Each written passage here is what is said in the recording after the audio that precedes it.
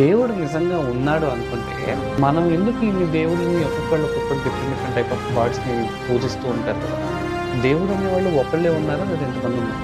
దీనికి ఆన్సర్ ఏంటంటే, ఇప్పుడు నేను ఒక్కడినేగా. నేను నా ఇంట్లో నా భార్యకి నేను భర్తని, మా అమ్మాయికో అబ్బాయికో తండ్రిని, మా తమ్ముడికి నేను అన్నని, మా అన్నకి నేను తమ్ముడిని. ఆఫీస్కి వెళ్ళినప్పుడు నేను మేనేజింగ్ డైరెక్టర్నో చైర్మన్నో, ఓ పెద్ద గురువు గారి దగ్గరికి వెళ్ళినప్పుడు నేను శిష్యుణ్ణి, నన్ను ఆశ్రయించి వచ్చిన వాడికి నేను గురువుని.